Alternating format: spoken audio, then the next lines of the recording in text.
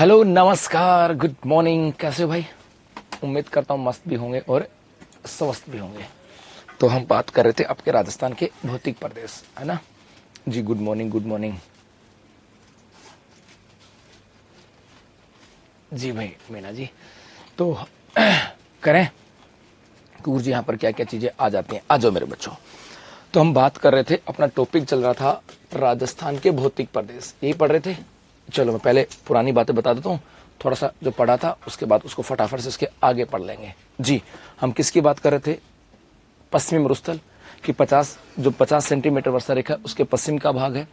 ये भारत में थार मरुस्थल का हिस्सा है। थार मरुस्थल का विस्तार 4 राज्यों में था और थार मरुस्थल का लगभग 60% हिस्सा राजस्थान के अंदर आ जाता है। उसके बाद हमने कहा था कि 33 सागर का अवशेष है, उसके प्रमाण पढ़े थे, इसका क्षेत्रफल पढ़ा था। यहाँ पे जनसंख्या की बात की थी, घनत्व की बात की थी, यहाँ पर मिट्टी की चर्चा की थी। उसके बाद में यहाँ पर विश्व के सापेक्ष देखा था, खनिज कौन से पाते हैं ये भी देखा था, और एक आपके यहाँ पर बाढ़ आती है उसकी भी चर्चा की थी, और बाढ़ क्यों आती है ये भी हम लोगों ने पढ़ लिया था। अब थोड़ा सा आगे चलते हैं गुरुजी। तो अब आपकी कॉपी में वापस वही एक दोबारा राजस्थान का मैप बनाता हूँ, है ना। फिर राजस्थान का मैप दिखा दूंगा, उसके अंदर भी दिखा दूंगा। अभी एक बार समझो कि ये राजस्थान है और इस राजस्थान के मध्य से होकर के आपकी वर्षा रेखा कौन सी गुजर रही है? 50 सेंटीमीटर वर्षा रेखा है। और इस 50 सेंटीमीटर वर्षा रेखा के पश्चिम का जो भाग है, इसके जो पश्चिम का भाग है, इसी पश्चिम के भाग को हम लोग पढ़ रहे थे।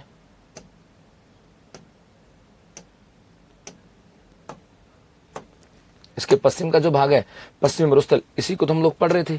और जब इसी को पढ़ रहे थे तो इसी की और भी कई चर्चा आपके यहां से आ जाती है सब। जी हाँ, देखो यहां से, हाँ जी। अब यहां से देखो, यहां पर हम बात करें गुरुजी, एक यहां पर आ जाते हैं आपके खनिजों की बात करें कि गुरुजी यहां पर एक खनिज तो हो गए थे, सॉरी खनिज तो हो गए थे। एक यहां पर आ जाती है अर्थव्यवस्था कि गुरुजी यहां की अर्थव्यवस्था कैसी है। तो अर्थव्यवस्था में आ जाएगा कि यहाँ के लोगों की अर्थव्यवस्था, यहाँ के लोगों की अर्थव्यवस्था, लोगों की अर्थव्यवस्था, अर्थव्यवस्था का मतलब कार्य, कि वो किस पे कार्य करते हैं, क्या कार्य करते हैं, जिनके ऊपर उनका रोजगार निर्भर है। नमस्ते भाई, नमस्ते जी। तो यहाँ पे यहाँ के लोगों की अर्थव्यवस्था कृषि एवं पशुपालन पर निर्भर है। कृषि एवं पशुपालन पर, कृषि एवं पशुपालन पर निर्भर है साहब, निर्भर है। जी हाँ, इसकी बात करें अर्थात यहाँ के लोग ज्यादातर या तो पशुपालन के कार्यों में संलग्न है, या फिर हम बात करें वो आपके संलग्न किस में है? वो संलग्न है आपके पशुपालन के कार्यों के ऊपर,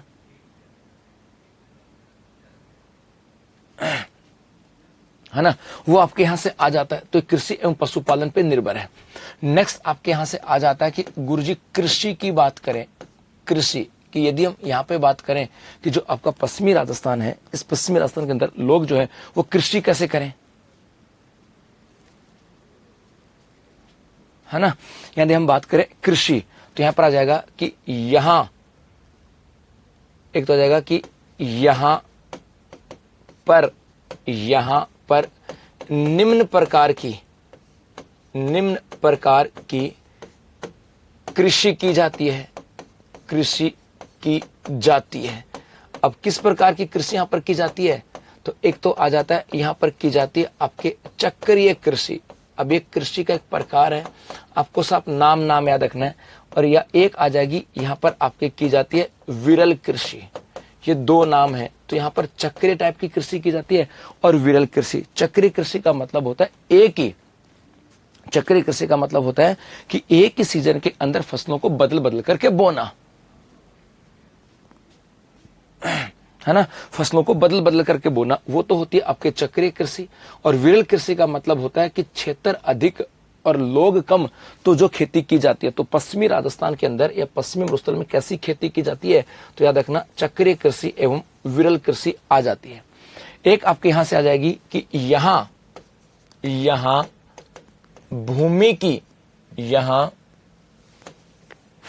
भूमि की उत्पादन क्षमता, यहां भूमि की उत्पादन क्षमता बढ़ाने हेतु सामान्यतः गंवार मूंग व मोठ की खेती की जाती है। खेती की जाती है कि पश्चिमी राजस्थान के अंदर भूमि रेतीली मिट्टी है, और रेतीली मिट्टी है तो उसकी उत्पादन क्षमता कम होगी। उत्पादन क्षमता कम होगी तो खेती नहीं होगी, और यहाँ के ज्यादातर लोग किस पे निर्भर हैं? खेती पर है। तो यहाँ पर इस खेती की उत्पादन क्षमता को बढ़ाने के लिए क्या करते हैं? तो ये यहाँ पर भूमि की उत्पादन क्षमता को बढ़ाने के लिए सामान्यतः गंवार, मूंग, मोठ जो है ना उसकी खेती कर लेते हैं। और उससे क्या होगा? उससे जो है ना भूमि की उत्पादन क्षमता बढ़ जाती है। ऐसा क्यों कह रहा हूं?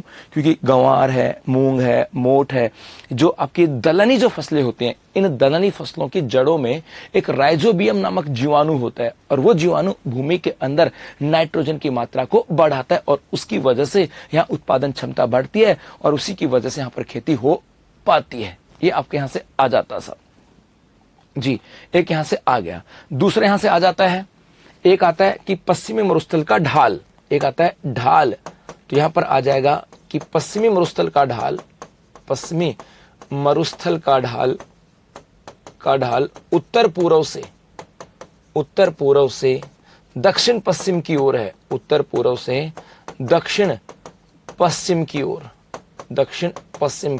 ओर है।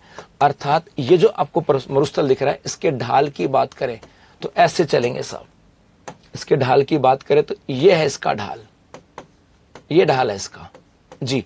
उत्तर पूर्व से और किधर है? दक्षिण पश्चिम की ओर इसका ढाल है। तो ढाल हो जाएगा आपके उत्तर पूर्व से दक्षिण पश्चिम की ओर सब। विरल का मतलब होता है कि जहां पर जमीन बहुत सारी पड़ी है और लोग कम होते हैं, तो वो जो खेती करते हैं ना उसको विरल कृषि बोलते हैं। कि भाई बहुत सारी जमीन पड़ी है, आदि में कर ली, आदि में नहीं की, उसको बोलते हैं विरल कृषि जी। खनिज भूमि से निकालते हैं, सब खनिज बोलते हैं उनको। आगे टॉपिक आएगा तब बताएंगे जी। एक यहां से जाएगा। एक चीज और आती है यहां से, एक आपके आता है यहाँ पे वनस्पति की। गुरुजी यहाँ पर वनस्पति या पेड़ पौधे कैसे पाए जाते हैं? तो वनस्पति की बात करें तो यहाँ पर आपके पाई जाती है मरूदभिद। जो मरुस्थलीय क्षेत्र में जो वनस्पति पाई जाती है उसको मरूदभिद भी बोलते हैं। उसकी बात करें उसे आपके कांटेदार भी कह देते हैं, या इसे आपके झाड़ी नुमा भी कह देते हैं। कि भाई हमारे यहाँ पे सामान्यतः जो वनस्पति है वो झाड़ी टाइप में या कांटे वाली पाई जाती है, या फिर मरूदभिद भी कह देते हैं। और इन सब के लिए एक नाम और आता है, और उसको बोलते हैं आपके जीरोफाइट्स। तो इसको जीरोफाइट्स वनस्पति भी कह देते हैं। तो यहाँ पर वनस्पति कांटेदार, मरूदभिद या झाड़ी नुमा है, और इसे जीरोफाइट वनस्पति भी कहा जाता है साहब। उतारो उसको भाई, फिर चलते हैं आगे।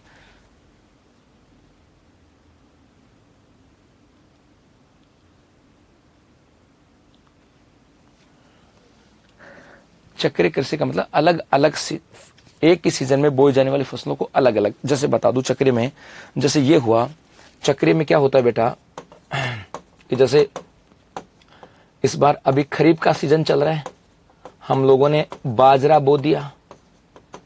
फिर खरीफ के बाद में रबी का सीजन आएगा, हमने जो भी फसल की होगी उसके बाद फिर दोबारा खरीफ की फसल बोएंगे। तो इस बार गंवार बो दिया, फिर रबी आ जाएगी, फिर खरीफ आ जाएगी, फिर गंवार बोल दिया। तो देखो खरीफ, फिर खरीफ और फिर खरीफ। तो एक ही सीजन में, मतलब एक ही फसल के सीजन में फसलों को बदल बदल के बोल रहे हैं। इस बार खरीफ में बाजरा, अगली बार खरीफ में गंवार, और अगली बार खरीफ में मूंग कह दो, खरीफ में मूंग। तो एक ही सीजन में, खरीफ के सीजन में फसलों को बदल बदल करके बोलना, उसको क्या बोलते हैं? चक्रीय कृषि कहा जाता है जी। यहां तक हो गया। चलो आगे बढ़े सा। नेक्स्ट आपके यहां से आ जाता है गुरुजी। अब देखो आगे चलते हैं। नेक्स्ट यहां पर आता है कि गुरुजी अब थोड़ा सा इसका विस्तार और एक 50 सेंटीमीटर वर्षा वाली जो कहानी ना वो और देख लेते हैं गुरुजी। तो यहां पर बेटा इसके विस्तार को लेकर के ना कि भाई नंबर ऑफ डिस्ट्रिक्ट मत जाना। नंबर ऑफ डिस्ट्रिक्ट में गए विस्तार में तो फंस जाओगे। नंबर ऑफ डिस्ट्रिक्ट नहीं होते हैं। जैसे क्यों कह रहा हूं मैं कि जैसे कि भाई झुंझुनू की बात करें, झुंझुनू में पश्चिम मरुस्थल का विस्तार आता है। है ना। झुंझुनू में पश्चिमी मरुस्थल का विस्तार आता है, लेकिन झुंझुनू में अरावली पर्वतमाला भी है। तो पर्टिकुलर एक डिस्ट्रिक्ट के अंदर एक नहीं दो भौतिक प्रदेश भी हो सकते हैं। तो यहां पे देखो, ये मैप आपके सामने, इस मैप के अंदर इस झुंझुनू से होती हुई, आपके झुंझुनू के पूर्वी भाग से होती हुई, सीकर डीडवाना कुचामन के पूर्वी भाग से, अजमेर के पश्चिमी भाग से, ब्यावर के बीचों बीच से, पाली का पूर्वी और सिरोई के पश्चिमी भाग से, इस प्रकार से होती हुई एक वर्षा रेखा गुजरती है। ये एक वर्षा रेखा है और ये आपके 50 सेंटीमीटर है। ये 50 सेंटीमीटर वर्षा रेखा है। तो इस 50 सेंटीमीटर वर्षा रेखा के पश्चिम का जो भाग आएगा, ये आपका पूरा पश्चिमी मरुस्थल है। तो यहाँ पे पर्टिकुलर ये डिस्ट्रिक्ट, जी ये कह सकते हैं इन जिलों में है, लेकिन नंबर ऑफ डिस्ट्रिक्ट नहीं जाएंगे, क्योंकि झुंझुनू में अरावली भी है, सीकर में भी आती है साहब, ब्यावर में भी है, तो आपके पाली के अंदर भी अरावली का हिस्सा आ जाता है, तो ये आपके यहां से आ जाती है जी, ये आ जाएगी यहां से। तो यहां पर पर्टिकुलर हम लोग ये नहीं कहेंगे कि इनमें से, लेकिन हाँ, ये 50 सेंटीमीटर वर्षा रेखा झुंझुनू, सीकर, डीडवाना कुचामन के पश्चिमी भाग की बात करें, है ना, और अजमेर, ब्यावर, पाली से और सिरोही के पश्चिमी भाग से होती हुई गुजर जाती है साहब। ये आप कह जाती है जी, यहां से होकर के आगे। बोलो भाई क्या सुनो बेटा, तो आधों के तुम्हारे 90% के तो कमेंट्स पढ़ने लायक नहीं है। मैं तुम्हें रोज कहता हूं कि तुम ऐसे कमेंट्स करो तो बिल्कुल नहीं पढ़ो। जैसे सर इसको जीरो फाइट्स क्यों कहते हैं? जीरो फाइट्स नहीं तो हीरो फाइट्स कह देते, नाम दिया दे दिया तो क्यों कहते? इसका अपने पास सोल्यूशन थोड़ी ना है। मुझे नरेंद्र क्यों कहते? मेरे माँ बाप ने नाम दे दिया इसलिए कह देते हैं, है ना। तो थोड़ा सा पर्सन, जब पर्सन लिखो तो ये देखो, पहले तो पर्सन मोबाइल को दूर रखो हॉरिजॉन्टल, और दूसरा यदि आप कमेंट्स लिखते हो तो ये देखो कि भाई उसकी वैल्यू आपके है कि नहीं है ना। ये देखो सब यहां से, नमस्ते भाई। तो ये था, और अब यहां पर ये जो पूरा भाग है, यहां पर आपके पश्चिमी मरुस्थल। तो यहां पे नंबर ऑफ डिस्ट्रिक्ट नहीं लिखा पा सकता मैं, आपके नंबर ऑफ डिस्ट्रिक्ट लिखाऊंगा, लेकिन हाँ ये जिले आते हैं जिसमें आपके झुंझुनू, सीकर, डीडवाना, कुचामन, नागौर, कुछ ब्यावर के साथ पाली, जालौर, कुछ हिस्सा सिरोही का, बालोतरा, बाड़मेर, ये सब केंद्र के अंदर आ जाएगा। तो ये आपके यहां से आ जाता है। देशांतर वाला क्वेश्चन बेटे मैंने पढ़ा है, आप जिनसे पूछोगे तो बता दूंगा सर। इस बार फर्स्ट ग्रेड में आया था। तो अभी हम 50 से पश्चिम का पढ़ रहे हैं, जब आगे चलेंगे वर्षा का मौसम आएगा तब पढ़ा देंगे उसको। ये अभी भौतिक प्रदेश पढ़ रहे हैं साहब जी। अब क्या हुआ, आगे चलते हैं साहब। नेक्स्ट आता है कि पश्चिमी मरुस्थल का विस्तार अधिक है, विस्तार अधिक है। अतः समझना लाइन को, अतः यहां क्षेत्रीय विषमताएं या विभिन्नताएं पाई जाती हैं, विभिन्नताएं पाई जाती हैं।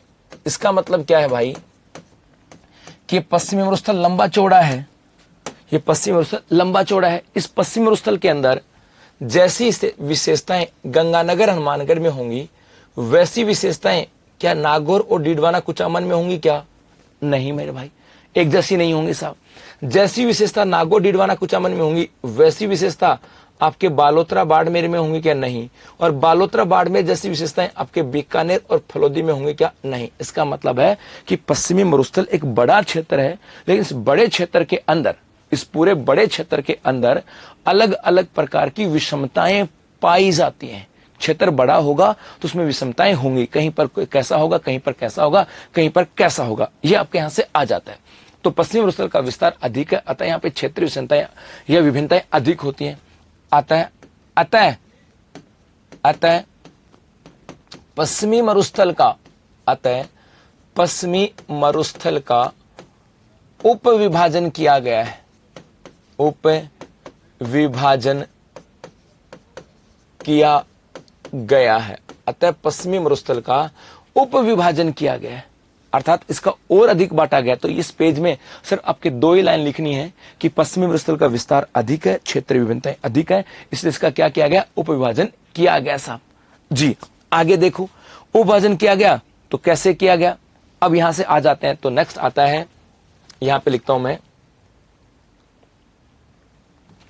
नेक्स्ट हो जाएगा कि पश्चिमी मरुस्थल का उपविभाजन।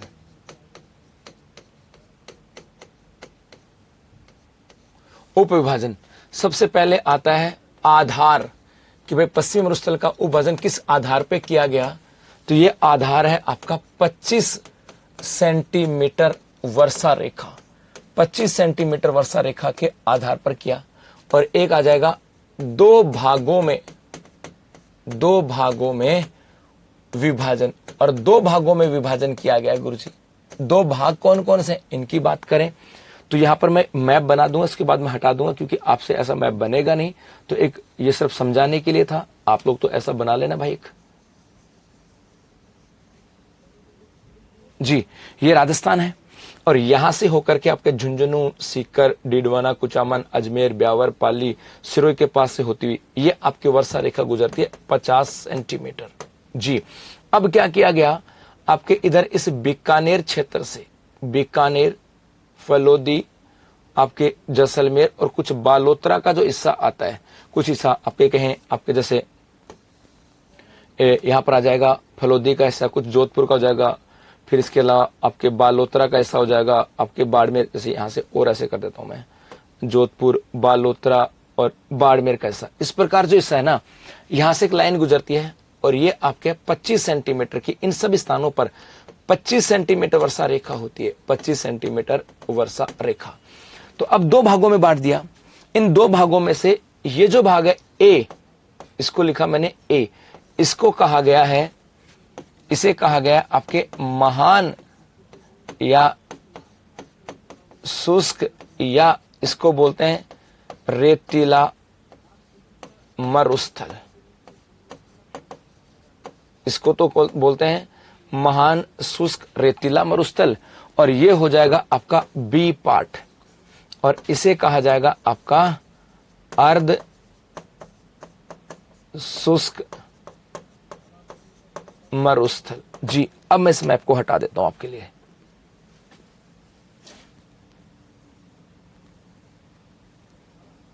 जी, इस प्रकार से है। तो दो भागों में बांटा गया, कौन कौन सा, एक महान शुष्क और या रेतीला मरुस्थल, और एक आपके यहां से बांटा गया साहब, एक आ जाएगा आपके यहां पर अर्ध शुष्क मरुस्थल के अंदर। ये आपके यहां से आ जाएंगे। बताओ, अभी एक बच्चे का कमेंट्स आया कि सर पश्चिमी मरुस्थल का जो विस्तार है ना, वो कितने जिलों में 50 सेंटीमीटर वर्षा रेखा खींच दी, इसके पश्चिम जितने भी हैं वो हैं, जितने भी हैं मैं नंबर ऑफ डिस्ट्रिक्ट तो नहीं बताऊंगा ना। सर आपने बताया कि गंगानगर, बीकानेर, जैसलमेर, फलोदी, बाड़मेर, रेड क्लिफ रेखा पर है, पर सर जी फलोदी को तो बहुत सारे मैं नहीं बताया। अब बहुत सारे नहीं बताया तो मैं क्या करूं। हाँ भाई, बहुत सारा नहीं बताया, उसके पास उसका इलाज मेरे पास नहीं है ना बेटा। मैंने बताया तो मैं उसके प्रूफ दे सकता हूं बस। हाँ भाई, तो मैं उसका दे सकता हूं। अब जनता ने बताया कि नहीं बताया, उसका मुझे क्या पता। सर उपभजन किसी भूगोलवेत्ता के द्वारा किया गया क्या? हम किसका पढ़ रहे थे? इसको चला बेटा, चौधरी साहब चला इसको। हम किसका पढ़ रहे थे? वर्तमान वर्गीकरण। किसका? एचएम सक्सेना। वर्तमान वर्गीकरण 4 थे और उन चारों को ही पढ़ रहे हैं, तो एचएम सक्सेना ही है। इतनी जल्दी कैसे भूल जाते हो? आपको 10 साल पुरानी बातें तो याद है, लेकिन कल पढ़ा है वो याद ही नहीं। बताओ, हमने क्या पढ़ा था? मैंने आपको कि पश्चिमी और उत्तर का विभाजन, वर्तमान वर्गीकरण पढ़ाया था ना। किसने किया था? एचएम सक्सेना। कितने भागों में? 4 में। तो इनमें चारों में से पहला ही भाग पढ़ रहे हैं, तो किसने किया था? हाँ, उतारना है चित्र। क्या करते हो फिर? कहते हो जी हम तो सिलेक्शन लेंगे। बेटा कल का पढ़ा हुआ याद नहीं। बताओ समझ में क्यों नहीं आया? मैंने बताया नहीं कि आपको? समझ में तब नहीं आया जब बताया नहीं हो। बता दिया कि जी वर्तमान वर्गीकरण एचएम सक्सेना ने।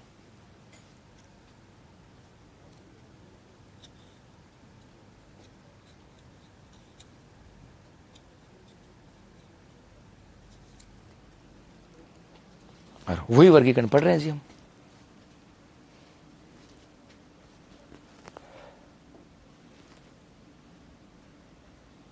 जी चलो आगे। अब यहां से आपके 2% बनते हैं, यहां से आपके 2% बनते हैं। इसको चलाना पड़ेगा। नरेंद्र जी आपको सिर्फ पढ़ा सकते हैं, याद आपको करना पड़ेगा जी। इसके 2% आते हैं। यहां पर एक क्वेश्चन आता है कि राज्य में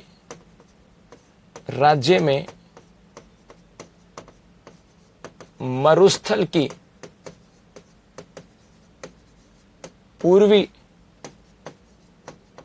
सीमा का निर्धारण, राज्य में मरुस्थल की पूर्वी सीमा का निर्धारण, है ना। नंबर 1 प्रश्न आएगा, कमेंट्स होगा, नंबर 1 होगा 25 सेंटीमीटर वर्षा रेखा, नंबर 2 होगा 50 सेंटीमीटर वर्षा रेखा, नंबर 3 होगा 75 सेंटीमीटर वर्षा रेखा और नंबर 4 होगा 100 सेंटीमीटर वर्षा रेखा। तो राजस्थान में मरुस्थल की, तो बेटा जब राजस्थान में मरुस्थल की पूछे, मरुस्थल का मतलब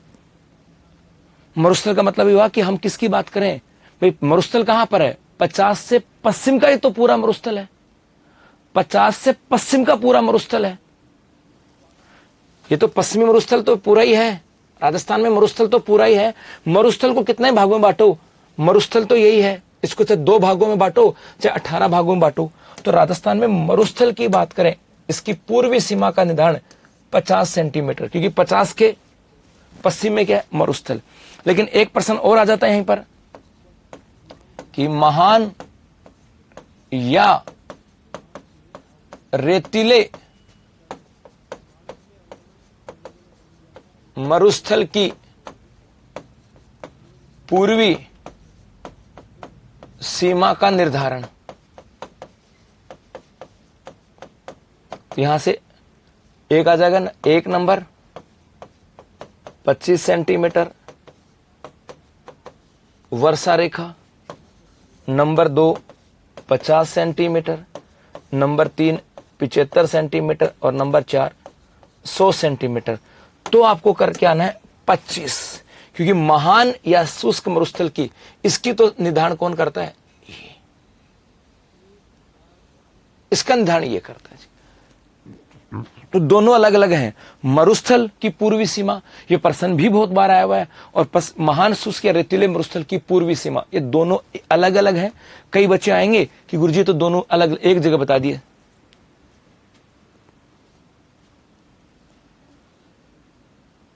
एक बार एक बच्चे का कमेंट्स आया, उन्होंने मेल किया उत्कर्ष में कि नरेंद्र जी ने गलत पढ़ा दिया। मैंने भाई क्या गलत पढ़ा दिया, बता भाई। तो उसने कहा आपने एक बार तो ये लिखा कि अंतर्राष्ट्रीय सीमावर्ती जिलों में से दूर जिला मुख्यालय बीकानेर, और आगे कह रहे हो राजस्थान का सबसे दूर जिला मुख्यालय अंतर्राष्ट्रीय सीमा से धौलपुर। मन तेरे को पढ़ना आता नहीं है, और गलती मास्टर जी की है। पढ़ना तुम्हें आता नहीं है, क्या लिखा, अंतर्राष्ट्रीय सीमावर्ती जिलों में से, तो 5 में से बात होगी। और यदि कौन सा जिला मुख्यालय, तो कौन सा मतलब राजस्थान का कौन सा, तो 41 में से बात होगी। प्रैक्टिकल तो कहा ही नहीं। तो मैंने बेटा पहले इसको पढ़ना सीख, उसके बाद आए, है ना। तो गड़बड़ यहां से होती है कि जी पढ़ते हैं मैं नहीं, और गलत कौन सा है, मास्टर है। चलो बढ़ो आगे।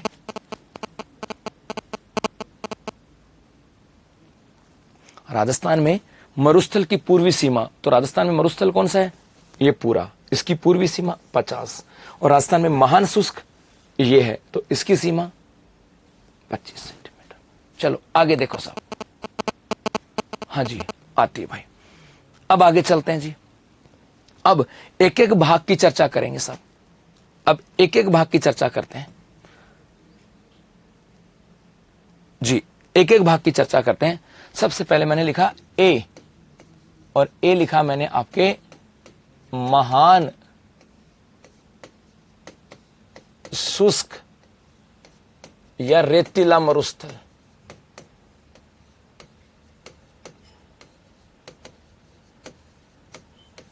महान शुष्क या रेतीला मरुस्थल, इसकी बात करें जी। देखो साहब, मैप को देखना, झुंझुनू, सीकर, डीडवाना, किचामन, अजमेर, ब्यावर, पाली, और इधर सिरोही के पास से होती हुई आपके ये वर्षा रेखा चलेगी, और ये वर्षा रेखा है 50 सेंटीमीटर। मैं 2-4 बार लिखूंगा तब आपको आदत पड़ेगी साहब। अब यहां पर आपके इस बीकानेर से, बीकानेर, फलोदी, कुछ जोधपुर, बालोतरा, बाड़मेर, यहां से होती हुई वर्षा रेखा गुजरती है 25 सेंटीमीटर वर्षा रेखा। अब यहां से आता, सबसे पहले इस महान शुष्क स्तरमंडल की बात करें, एक तो डाटा यहां पर आ जाएगा कि गुरुजी यहां पे वर्षा कितनी होती है, तो वर्षा हो जाएगी आपके 25 सेंटीमीटर से कम। इस क्षेत्र में वर्षा कितनी होती है, 25 सेंटीमीटर से कम। ये 25 सेंटीमीटर से कम वर्षा वाला क्षेत्र है। ये क्षेत्र कौन सा है, 25 सेंटीमीटर से कम वर्षा वाला क्षेत्र है। दूसरा, यदि हम बात करें कि सामान्यतः विस्तार के जिले, एग्जैक्ट लाइन नहीं है ये, हम लोग एक लाइन के साथ नहीं बांट सकते, सामान्यतः विस्तार, तो सामान्यतः इसका विस्तार कहां पर है, तो सामान्यतः इसका विस्तार आपके बीकानेर, जैसलमेर, फलोदी, बाड़मेर और बालोतरा, सामान्यतः इसका विस्तार यहां पर है। कुछ हिस्सा इसमें चूरू का भी आ जाता है, कुछ हिस्सा इसमें जोधपुर का भी आ जाता है, लेकिन हम लोग ये एग्जैक्ट लाइन नहीं कह सकते साहब, एग्जैक्ट जिले नहीं कह सकते जी। दूसरा आता है कि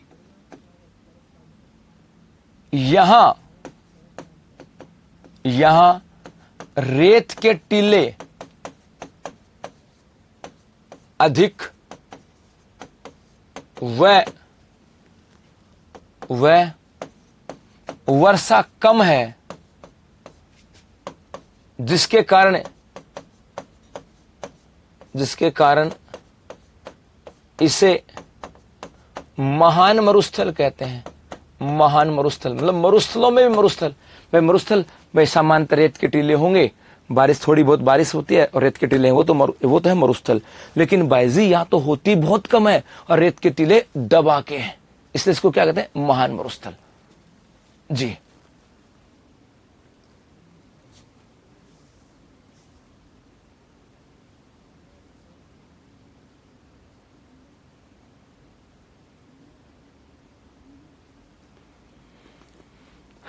हेरियंस है, उसको जाकर के एनसीईआरटी की बुक में पढ़ो तो सही।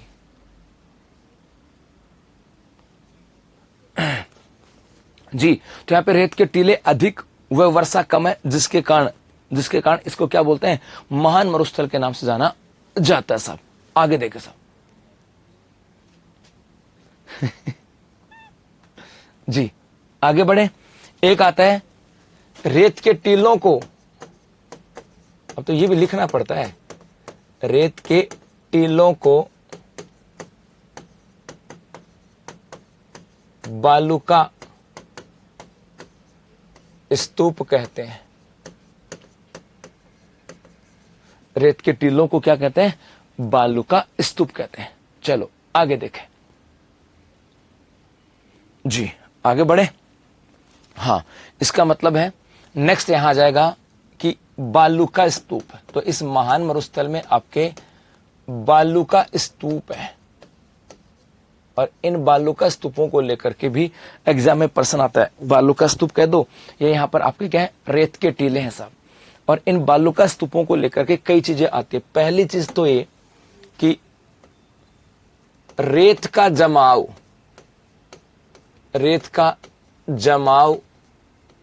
यही आपके बालूका स्तूप है। कईयों के माइंड में ऐसा होगा कि गुरुजी बहुत बड़ा कोई टीला होगा ना, वही मरुस्थल, वही रेत का टीला होगा। नहीं मेरे भाई, रेत का जमाव कम हो सकता है, ज्यादा हो सकता है, बहुत ज्यादा हो सकता है, कितना भी हो सकता है। उन सबको क्या बोलते हैं, बालूका स्तूप। मिट्टी का जमाव होना चाहिए बस, वो कम हो सकता है, ज्यादा हो सकता है, और भी ज्यादा हो सकता है। एक आता है बालूका स्तूपों की बात करें, एक आता है गुरुजी इनका निर्माण कैसे हुआ, तो आ जाएगा कि भाई इनका निर्माण जाएगा कि अपर्दन व निक्षेप की प्रक्रिया से, अपर्दन और निक्षेप की प्रक्रिया से बालूका स्तूपों का निर्माण हुआ। कैसे गुरुजी, देखो ये तो आपके धरातल है, ये तो आपके धरातल है, और इस धरातल के ऊपर यहां पर आपके रेत के टीले हैं, ये तो आपका धरातल है और इस धरातल के ऊपर आपके रेत के टीले हैं। ये पहले कहां से है ये नहीं पता।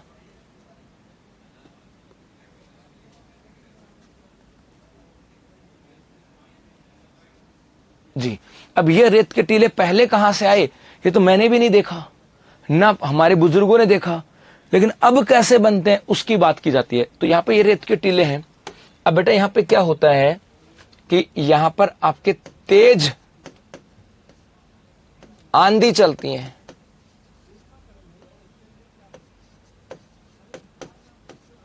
तेज आंधी चलती है।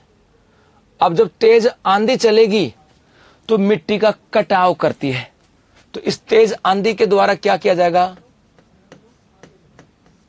मिट्टी का कटाव, और इस मिट्टी के कटाव को क्या बोलते हैं, अपर्दन। तो भाई सबसे पहले जो पहले से यहां पे रेत के टीले हैं वहां पे तेज आंधी चलेगी, उस तेज आंधी के द्वारा मिट्टी के जो टीले हैं वहां से उसका कटाव किया जाएगा, और उसके बाद ये हवा आगे जाएगी। ये आपकी जो हवा है ये आगे बढ़ती है, आगे बढ़ती है, और जैसे जैसे हवा आगे बढ़ती है उसकी गति क्या हो जाती है, गति मंद होती है। और गति जब मंद होती है तो उसके साथ जी जी जी तो उसके साथ जो मिट्टी आई थी ये मिट्टी वापस धरातल पे आ जाती है, और धरातल पे आ जाएगी तो यहां पर क्या बन जाएंगे, आपके नए बालू का स्तूप। पहले जब तेज हवा चली तो उसने मिट्टी का कटाव किया और वो आगे गई, और जैसे जैसे हवा मंद होती है तो मिट्टी जमीन पे आती है। जैसे आप लोग देखते हो ना, नहीं आएगा भाई जी, जैसे आप लोग आंधी देखते होंगे, आंधी आती है तो मिट्टी उड़ती हुई आती है, और आंधी जाने के बाद में, है ना भाई, आंधी जाने के बाद में वो मिट्टी जम जाती है ना, जम जाती है। तो उसे जमने से उसको क्या बोला, बालू का स्तूप। एक बच्चा कह रहा है गुरुजी 25 सेंटीमीटर लाइन और 50 लाइन में कंफ्यूजन हो रहा है। क्यों हो रहा है भाई, 50 अलग है 25 अलग है, इस लाइन में क्यों कंफ्यूजन होना है, लाइन में क्यों कंफ्यूजन होना है। जहां 50 सेंटीमीटर बारिश होगी वहां 50 खींचेंगे, जहां 25 होगी वहां 25 खींचेंगे। लाइनों में कंफ्यूजन नहीं होना, लाइन तुम्हें खींचनी भी नहीं है एग्जाम में। तो रेत का जमाव है। एक इनका निर्माण कैसे हुआ, एक यहां पे शब्द आता है आपके, एक आता है मरुस्थल मार्च। गुरुजी ये क्या है, तो बेटा इसका जाएगा कि बालू का स्तूप या मरुस्थल का आगे बढ़ना या विस्तार होना, इसको मरुस्थल मार्च बोलते हैं साहब। जैसे पहले रेत के टीले यहीं तक थे, आंधी आई तो ये रेत के टीले कहां तक चले गए, यहां तक। तो रेत के टीले आगे बढ़े तो मरुस्थल भी आगे बढ़ा, तो रेत के टीले मरुस्थल का आगे बढ़ना उसको क्या बोलते हैं, मरुस्थल मार्च। और इस मरुस्थल मार्च में आ जाएगा एक प्रसिद्ध गांव। और प्रसिद्ध गांव कौन सा है, नाचना, जैसलमेर। मरुस्थल मार्च के लिए प्रसिद्ध गांव कौन सा, नाचना, जैसलमेर। चित्र बनाना बेटा आपको समझ में देखना, आपको देखना कि भाई हाँ जिलों का ध्यान रखना पड़ेगा। 25 और 50 में तो भाई 100% रखना पड़ेगा। भाई जिलों का ध्यान नहीं रखना होता तो मैं भी कहीं खींच देता। मैंने यहीं क्यों खींचा कि भाई यहां से बीकानेर से होती हुई, ध्यान रखना पड़ेगा भाई। ये तो आपको मैप देखना पड़ेगा, इसकी पीडीएफ को आप बड़ा करके मैप में बनाना पड़ेगा मेरे बच्चों।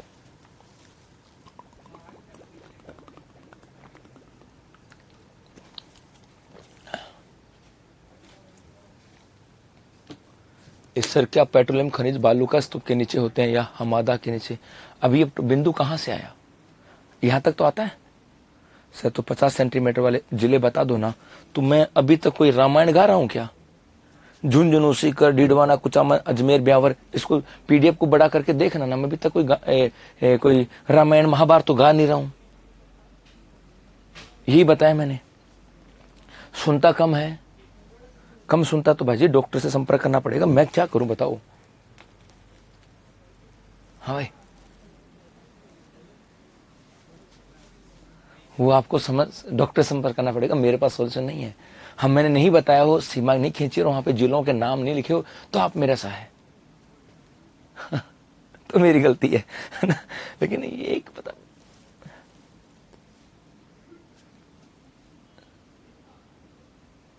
जी चलो आगे आ जाओ साहब। आप आराम से लिख लेना भाई, नाराज नहीं हो रहा, तुमको समझाओ। अब तुमको क्या बोलूं, तुम उनसे प्यार से बोलूं क्या? जैसी भाषा में वो बोलते हैं वैसी भाषा में मुझे बोलना पड़ता है। जैसे एक आ रहा है महानुभाव है, जैसे उनके घर में पटवारी पैदा हुए हैं सब, पता क्या कर रहा है, गुरुजी बाड़मेर से झुंझुनू तक का क्षेत्र कितना है? क्यों प्लॉट काटने तेरे को? क्षेत्र कितना, कोई प्लॉट थोड़ी काटने तेरे को। ऐसे हैं तो उनको उनकी भाषा में बोलना पड़ता है बेटा।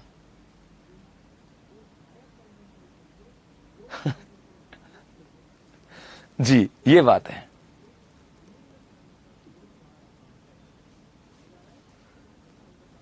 मैप कहां से डाउनलोड करें? पीडीएफ में डालता हूं ना, रोज ही कहता हूं पीडीएफ में मैप आते हैं, देखते तुम हो नहीं नींद में रहते भाई, अब नींद वालों का मेरे पास इलाज नहीं है ना। जी एक आता है बालू का स्तूप के प्रकार। अब मैंने लिखने देने वाला काम बंद कर दिया इस वजह से कि नहीं तो तुम्हारे चक्कर में फिर ये सिलेबस खींचेगा ही नहीं, इसलिए मैंने लिखने वाला काम बंद कर दिया भाई, है ना। आ जाओ साहब, बालू का स्तूपों के प्रकार। तो बालू का स्तूपों का प्रकार अलग अलग टाइप से है। जैसे गुरुजी एक तो आता है वनस्पति के आधार पर, वनस्पति के आधार पर कि भाई वनस्पति के आधार पर बालू का स्तूपों का वर्गीकरण किया गया। और यदि वनस्पति के आधार की बात करें तो वनस्पति के आधार पर दो टाइप के होते हैं। एक तो होते हैं वनस्पति सहित बालू का स्तूप, वनस्पति सहित बालू का स्तूप कि ऐसे बालू का स्तूप या रेत के टीले जिनके ऊपर वनस्पति पाई जाती है साहब, है ना। और एक आ जाएगा आपके वनस्पति विहीन बालू का स्तूप,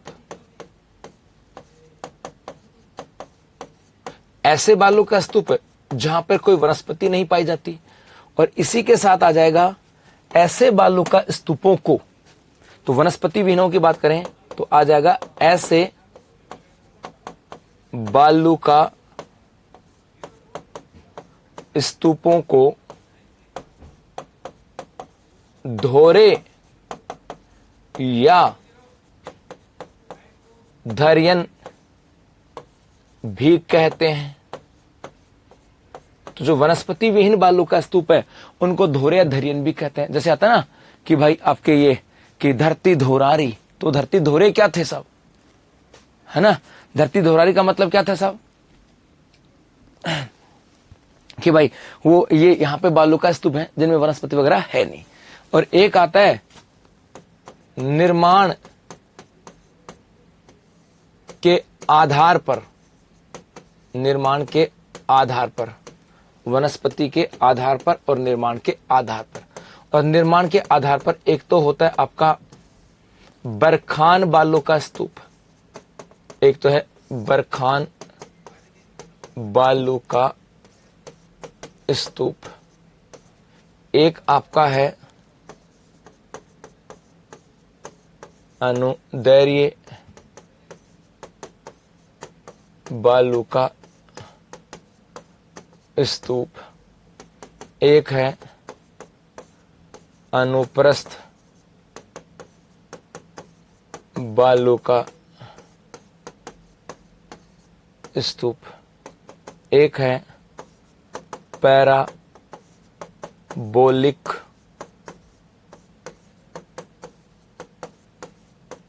बालू का स्तूप, एक है सब्बर काफिज बालू का स्तूप, एक है तारा बालू का स्तूप, और एक है आपका नेटवर्क बालू का स्तूप। ये राजस्थान में कुछ पाए जाते हैं सब यहां पर।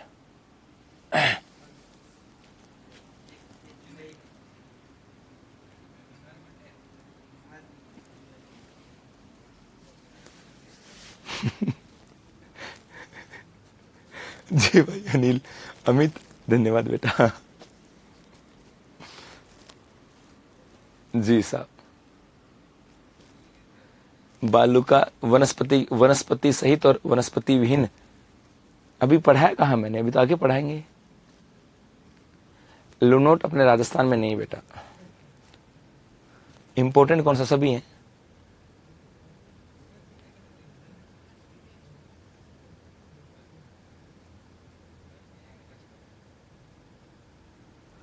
नंद किशोर तो बेटा वही पढ़ रहे हैं।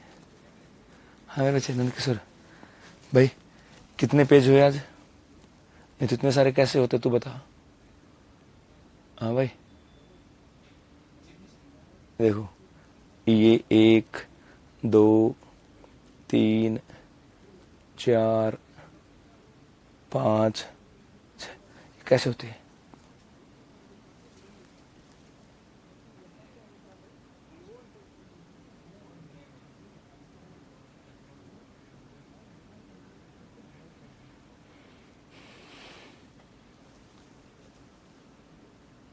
जी, तो अब कल इन बालू का स्तूपों की बात करेंगे। ये कैसे बालू का स्तूप है, इनका विस्तार कहां पर है, जिले कहां पर है ना, वो सब बातें करेंगे हम लोग कल वाले सेशन के अंदर। भाई इनका विस्तार वगैरह कहां पर है, क्योंकि अभी थोड़ा सा जाना पड़ रहा है कहीं पर,